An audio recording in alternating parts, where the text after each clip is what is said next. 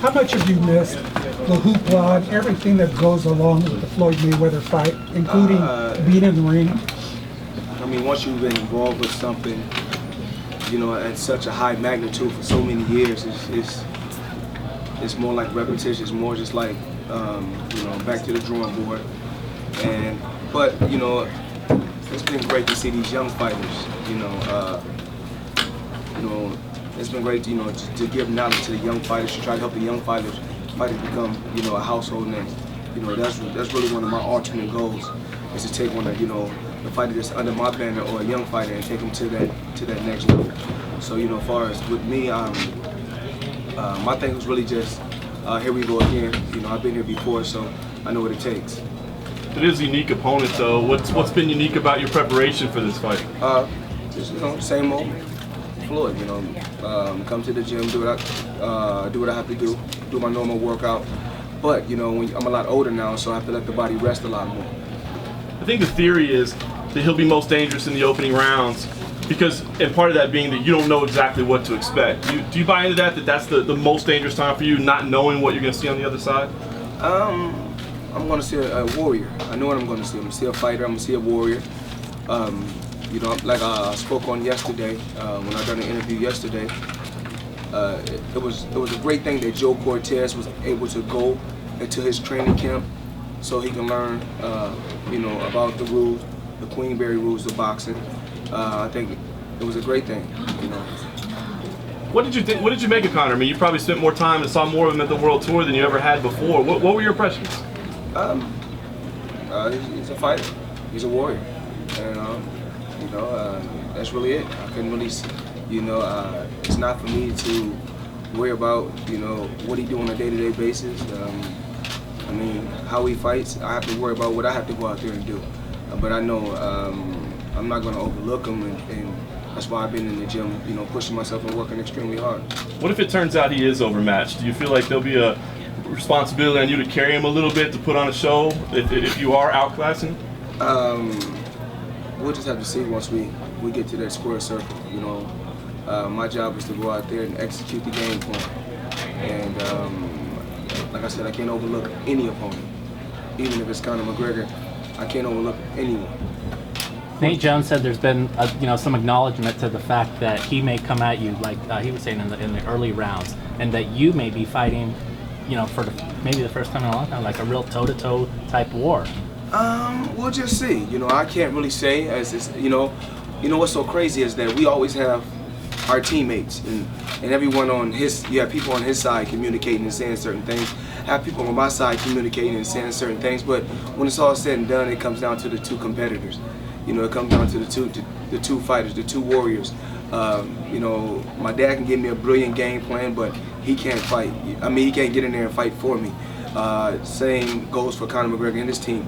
His team can't fight for him. So when it's all said and done, you can have the crowd going for me. The crowd can be pro McGregor, but when it comes down to the two combatants. The effects of age, how has that affected your training? Age, rest. I think it's more rest. You know, older, and you know, with age comes wisdom. So I think that it's very important to let the body rest. Whereas when I was a lot younger, I would train, and never let the body recoup. Whereas I'm older and I can train 2 or 3 days, let the body rest a couple of days. Still doing cardio work, but still letting the body rest. So when I do come back from resting, 2 days, I come back rejuvenated and with a lot more spark.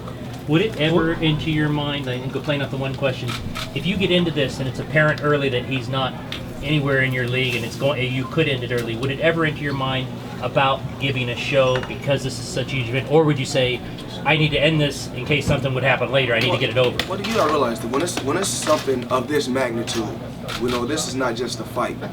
This is an event. You know, it's a $1 billion fight. It's an event. And I think we both, you know, owe the fans as well as the public, everyone that's tuning in. I think that we both should give them excitement. Floyd, how did you learn to become such a master self-marketer? Just years and years of experience. Learning, you know, started with Top Rank. When I was with Top Rank, just learning everything. Wanted to learn different details. He had to learn about the Nielsen ratings, just different things about the sport of boxing, about a fighter owning his own masters, you know, just different things like that. And just I didn't want to be marketed in a certain way. And a lot of times they say, "Oh, Floyd, he's the bad guy." Well, it's not really that I'm the bad guy. If everybody's on if we playing kickball, and everybody can't be on one team. Somebody got to be on the other team also. So I decided to go on the other side. Who's the bad guy this time? It's not really. I mean, I can't really say who's the bad guy. I can say that August 26th, after the fight is over, everyone's going to be happy. Floyd, I read an article that Zab Judah commented. He said when you get ready to fight somebody, you read their background, you study their family and all this stuff. Why do you do that? What do you get out of that helps you in the ring? It's about doing your homework. You know, like even like with Zab. It's not really watching fight tapes. It's really just knowing the person that you're facing that's across the ring from you. You want to know what that person likes to eat. You want to know what that person is doing when they're not in training camp. You know, if they're drinking, how much they're drinking, who they're hanging out with. Those are the things that you want to know. That's called really doing your due diligence and your homework on the opponent, not just watching film and fight tapes. Well, I understand that, but what benefit does it give you in the ring to have that information? So if you know that I'm eating pizza, and I know, you know, I never hardly ever do, but just say that. I do. Like, how does that information help you? How do you process that and turn it into something that helps you in the ring? Even like right now, I know how much Conor McGregor is down to. His weight. He's down. He's down. I think he was a little bit heavy. I think he's at 160 now. So he's down. And I mean, I know what's going on. Did you speak to Paulie? I don't have to worry about speaking to Paulie. Paulie's one thing about Paulie. I commend Paulie for going to camp and trying to help Conor. Of course, trying to help him step his game up to that next level. That's what it's about. You know, giving him that extra boost. And I'm glad that Paulie went to camp to help McGregor. And I think Paulie was, you know, for the tools that Paulie had, he wasn't a heavy puncher. But for him to become two-time world champion, he had to be a hell of a fighter. Floyd, the thought process behind these smaller gloves, I mean, seems like we're going to get a knockout one way or the other. Is that why? Was, you know, like I said, I like to follow the rules, the Queensberry rules. And we all know, if anybody is knowledgeable about the sport of boxing, from 147 all the way down to 105, the lowest weight class, you fight in 8-ounce gloves. Once you fight at 154 all the way to heavyweight, you fight in 10-ounce gloves. But remember, some years back, some fighters really got hurt in the 8-ounce gloves. I'm talking about smaller fighters. So when I fought Ricky Hatton, we fought in 10-ounce gloves. So a lot of times people saying we're talking about 10-ounce gloves being pillows. The only time I fought in 10-ounce gloves when it was pillows, when I was the B side, when I faced Oscar De La Hoya, and he chose the weight class. He chose my gloves also, so I didn't have no choice but to fight in what they gave me. And to become the A side, sometimes you gotta sacrifice something to get something. So that's what I did. Floyd, physically, you look like a 20-year-old. How do you feel? I've been working. I've been working. You know, it's just that this training camp has been a lot different. You know, I've been able to go to Miami. You know, spend some time in Miami. I've trained in LA. I want to do something a little different and just not really pushing the body so hard. Knowing my body, I've been working with these young guys. These young guys have been pushing me in camp. And what's crazy is this, I'm not one of those guys that's going to go out there and just post my workout or show the world what I'm doing. I've been around the sport a long time. Everybody know what I can do. Floyd, when you posted about the 8 ounces, what prompted that? Why did you do that this late? I mean, they said that, I thought about something that he said. He said that he's used to fighting in 4-ounce. He's used to fighting 4-ounce gloves. So, like I said in my post, I want to give you any advantage that you think. You know, for years and years, it's been excuses, just with fighters, period. You know, with the Manny Pacquiao fight, remember, this was the guy that was a rapid puncher, a combination puncher, but yet and still, I put him in a position to make him look ordinary. Even though he's extraordinary, I made him look ordinary. And I've been doing this for years to different fighters. And then you got people saying that, you know, we talk about the Canelo and Triple G. You know, I'm not here to knock anyone. You know, when I faced Canelo, he was a hell of a fighter. You know, once again, experience played a major key. Even like with this fight, you know, when we talk about certain things, when I said on paper, everything leans towards Conor McGregor, I never said that I think this fighter's going to beat me. I said on paper, everything leans towards him. You know, of course, the so-called boxing, you know, experts, they say things like, oh, when a guy is bigger, he's stronger than me, he's better. What I'm saying is this: on paper, we know he's taller.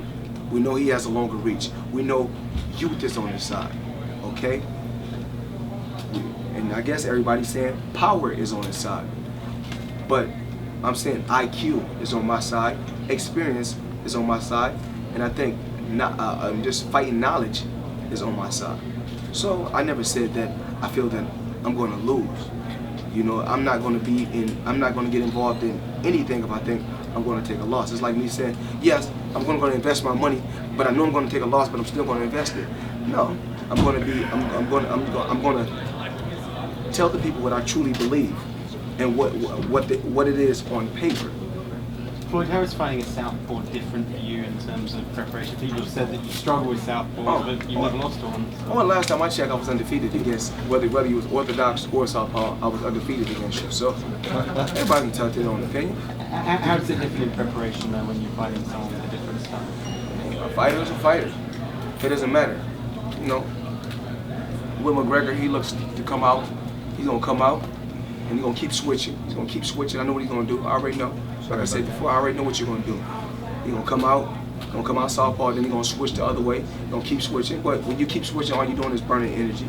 So let me give him some. Let me give him a little. Let me give him some knowledge so that he can see.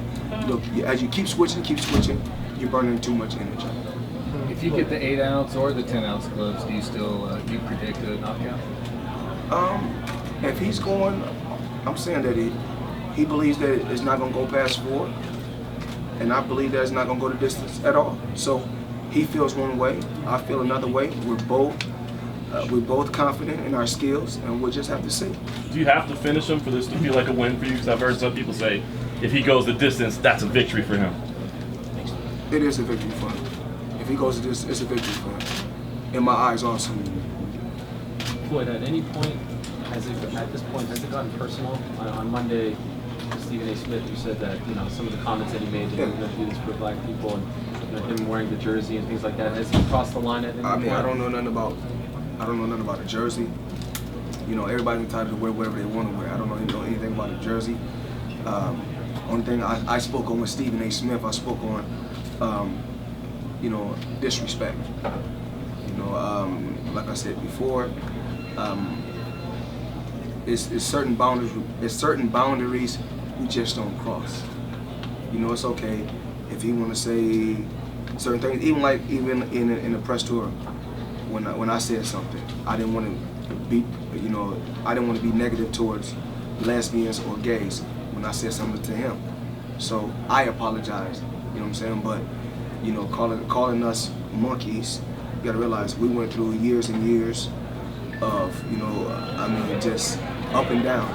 You know, and I mean, the Black Americans went through a lot.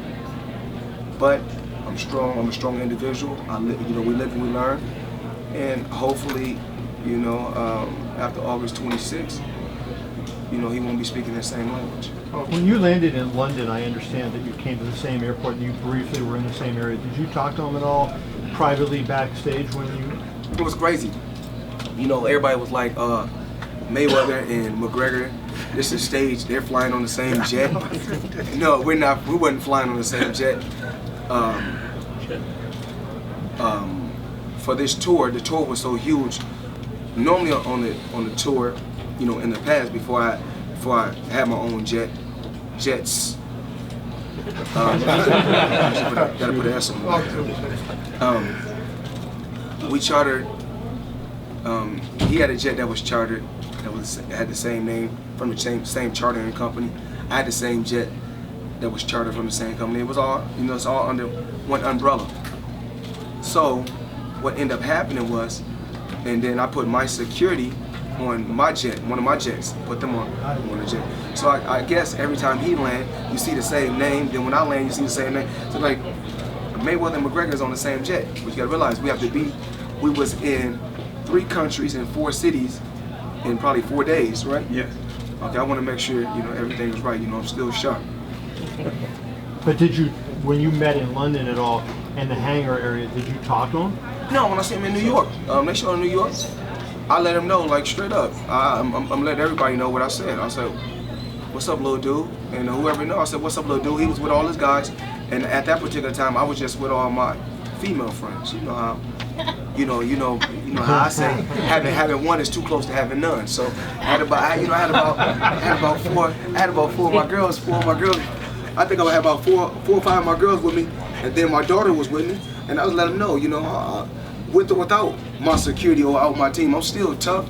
You know, I ain't no bitch, I ain't no punk. I'm just letting you know that. So I still said something to him. I said, what's up, little dude? Just to see if he wanted to pop off like he was popping off when he was on stage. What did he say? Oh, he didn't say nothing.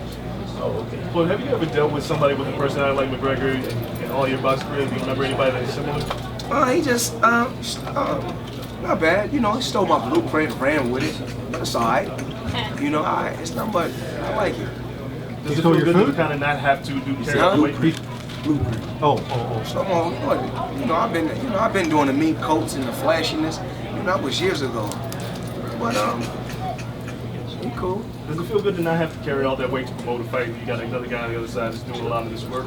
I mean, we doing crazy numbers. You know, forget what y'all hearing. We doing crazy numbers, and we're not here to knock anyone else. You know, in the sport of boxing, I wish everybody nothing but the best. In MMA, I wish everybody nothing but the best. You know, I had a great career, so I can't sit right here and try to give knowledge and try to help warriors and fighters go to that next level and sit right here and then knock them.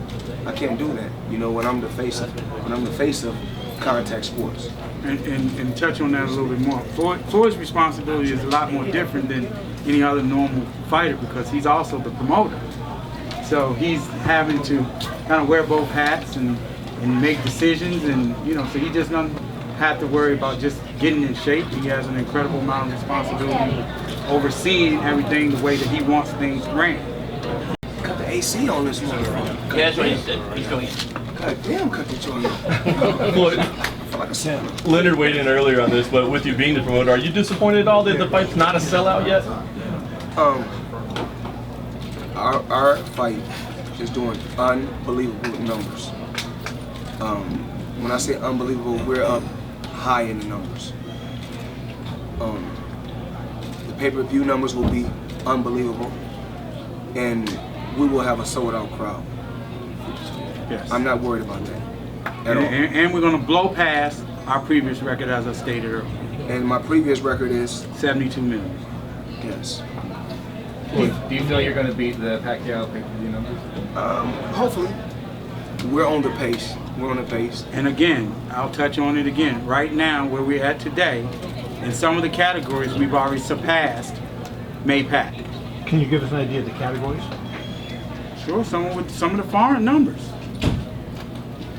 Best believe we're gonna break those records. We're gonna break pay-per-view records in the UK, Australia, and a few others. For sure. This fight will be shown to 150 countries, you know, alone. And again, we've opened this thing up right now where I'm encouraging the fans to go out and buy right now so you don't have to wait. You know, that's the key. Buy right now, you don't have to wait. Because the day of, I gotta charge a little bit more. When you say to Conor, you know, without Dana, this fight doesn't happen. You work for Dana and things like that. Did you get the sense that bothers him, that he's not his own boss? That's not really what I said. You know, I look. You know, this guy wanna. You know, he wanna see me myself. this is genuine. This is real. This is raw. This is real. This is genuine. You know, if anybody know me, they know I'm genuine. They know I'm raw. They know I'm real. Any Lamborghini you see me in, you know I own it. Absolutely. Any mansion you see me in, you know it's paid for. And I wasn't, you know, on all access. I wasn't, you know, I live next door to Maloof right here. He has a, and you know where we live, you got to go through 2 gates. Okay, so we live in top flight, you know, top shelf, creme de la creme. So what I'm meaning is this, you know, no rented cars for training camp. You know, you got to drop in outside. That ain't my first one. Won't be my last one. But the most important thing about my career and what I want to share, when I want to give knowledge to all these young fighters, what these young fighters and what they're doing, even like Conor McGregor, they get their money, they want to blow everything that night up. Or, you know, we have to think about 20 years from now and 30 years from now. I'm still living the same way because I made smart investments. Then a lot of times you hear certain things, like you're gonna continue to hear certain things. You cannot, since they couldn't defeat me in the ring, they tried to defeat me mentally, so I can be defeated physically. But like I said before, I'm sharp. You know, I've been through a lot. I'm not perfect. I strive to be a perfectionist, but like I said, like I always said, God only made one thing perfect, and that's my boxing record. You followed the Paulie story at all the past week, and if so, what do you make of it? Like I spoke on the Paulie thing earlier. You know, that's not my thing to get in the middle of their Conor McGregor and Paulie's back and forth bickering. Paulie's a friend of mine. I respect him as a fighter. He's one of the best commentators out there because he has knowledge of the game. A lot of times we have people that's commentating. We have commentators with fight shows but never fought a day in their life. I think it's better if you get some type of training in boxing, you know, so you can really know about the sport of boxing. Not saying that you may not know a little bit about the sport, but that's like a trainer working in my corner, and I need my Roger in my corner, my dad in my corner. I need somebody that had experience of being in that square circle before. How are you gonna be in my corner if I'm in a crunch situation? You can't help me or give me the knowledge because you've never been in a crunch situation yourself. But if you have experience with being in there, you can kind of give me information on what I have to do when I'm in a tight situation. Floyd, you said this is your last fight. Have you taken a moment to sort of appreciate all the, you know? No, I'm okay. Yeah. I did it for over 30 years. Over 30 years, I'm okay. You know? That's good. I did it for over 30 years. So Still undefeated.com. Calm down, let the people do their job. If you would have started training MMA early in your career, do you think you would have been successful at it? I'm glad I chose what I chose. I'm glad I chose what I chose, because if I didn't choose what I chose, we wouldn't, you know, now with this fight, the 4th biggest fight in history is all 4 is Floyd Mayweather. We're talking about the biggest fights in history. And I'm not here to knock any other fighter, because I take my hat off and I commend the legendary champions that paved the way for me to be where I'm at today. Floyd, you were on the world tour with Conor. You were inches from him, and you do your due diligence on your opponents. Within being inches of him, were you able to pull something from that experience to use in the ring? He's confident. He's confident. They're always confident. They're always confident. But it's a little different when you get in there with Floyd Mayweather. Because when the bell rang and you're across from me, and you look around, damn, it's really here. And me, it's just another day. So I approach everything. It's just another day. My mentality from the beginning, why I'm undefeated, because my mentality is the same thing always. Fuck it, it's going to be what it's going to be. Floyd, Conor had Paulie, obviously everyone knows that, in his training camp. There's talks of you having Errol Spence in yours. Is that something you can clarify? And did you bring someone in? Did you just use your camp? Who were some of your sparring partners? How do you get ready for a guy like Conor? Errol Spence helped me get ready for the Robert Guerrero fight. And I needed a guy like Errol Spence to push me. Hell of a fighter. I needed him to push me because remember, when I fought Guerrero, I just came home from jail. So my body was totally different, you know, from doing 1,200 push-ups a day. So my upper body was a lot bigger. You know, I had to had to balance the weight out, you know, from top to bottom. I had to make sure my body was evenly proportioned. But Errol Spence, like I said, you know, I told you guys about Errol Spence a long time ago. I told you guys he's a hell of a fighter, and that guy gave me some good work, and I needed that. You know, we need guys like this in the sport of boxing. Floyd, you work to put together the undercard as well. What can people look to expect? I'm gonna let Leonard come and touch on that undercard. Again, you know, the Mayweather, our undercard is stacked with Mayweather Promotions fighters. You know, obviously with Badu Jack, Javante Davis, Andrew Tabiti. It's gonna be a very exciting undercard. You know, but we have a pre-card also. Yeah, the Fox. I've talked about that earlier. Oh. The Fox prelims. Obviously, we have Thomas Delorme. He's fighting Sean Porter, and then we have Juan Heraldez. He's going to be in a very exciting bout. And then we have Savannah Marshall, obviously our young protege. She's from the UK. She's going to make her pro debut. We're very excited. We have a tremendous undercard, and the fans are going to get their money's worth. Definitely going to get their money. Floyd, one of the things you told Conor in the press tour that he taps out, and it rattles him a little bit. Will you have Nate Diaz walk you up? I'm just focused on the fight. You know what? We can't say who's going to walk Mayweather out, but you know, I'm just really focused on the fight right now. Floyd, once you leave, the biggest pay-per-view star in boxing will be gone. Is there a boxer out there that you see that in the near future might even be able to do 1 million buys? That's hard. I'm gonna be honest with you guys. I don't want to, because I'm not gonna toot my own horn, but it's hard. The reason why it's going to be so difficult is you have to have a fighter with a certain charisma, a certain swag, a certain aura. You gotta have a fighter with either they love you or they hate you, or it's a little bit of both. It takes a lot. And Ali had it. Certain fighters got it. I mean, when Mayweather is no gamble, it's for sure money. Other fighters, it's a gamble. And let me just touch on that again. I mean, he don't give himself enough credit, but he's been willing to work. A lot of these fighters have these expectations where they just think shit just falls out the sky. And Floyd's the type of fighter, he didn't mind all the things that me and Kelly would do for promotion. Like Dancing with the Stars, I didn't mind going to Dancing with the Stars. You know, I seen the bigger plan. I didn't mind going on WWE. Everything was the game plan. Even like when the first time we left away from, when I went away from the sport, and I told you guys it was a retirement. It wasn't a retirement. That was a game plan that we had. You know, we left, but then we left. We had the, you know, we had the hair. Then we come back. We ball hair with the gold tee. We left. Pretty boy before we come back. Floyd Money Mayweather. So it's a game plan. You always got to have a game plan. You know, even like this fight. You know, I'm the brilliant one because I'm the one that made this fight happen. So is there a plan after this fight, Floyd? Oh no, I ain't no plan. You know, to continue this. You just told us you had a plan. Oh yeah, you know, I mean, you know, I look forward to fighters.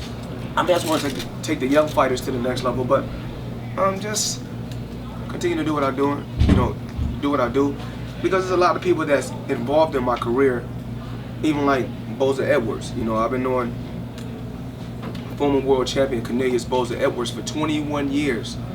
You know, I've been knowing him from the first day I walked into Top Rank Promotions. I went to and I met him. But every day, you know, we got Bob Ware, you know, AKA Do It All Bob, that's what we call him. Him and Boza, you know, they open up this gym every day for fighters and fans all around the world. They put up the boxing ring. You know, sometimes I'm not even here. I don't even have a key to the gym, but I travel all around the world. I'll be everywhere. They make sure that the fighters are able to train and work hard so they can accomplish what they want to accomplish in life. So, you know, those people don't really get the credit that they're due. And they work every day. Even my Uncle John, my Uncle Gerald, my cousin Steven, and even my cousin DeJuan, they come here and open up this gym every day for these fighters, and also open up the gym for the fans, so the fans can come into the fight world. Good, guys? Yeah. Thank you. Thank you, Floyd. Let him go first. Thank you. Thank you.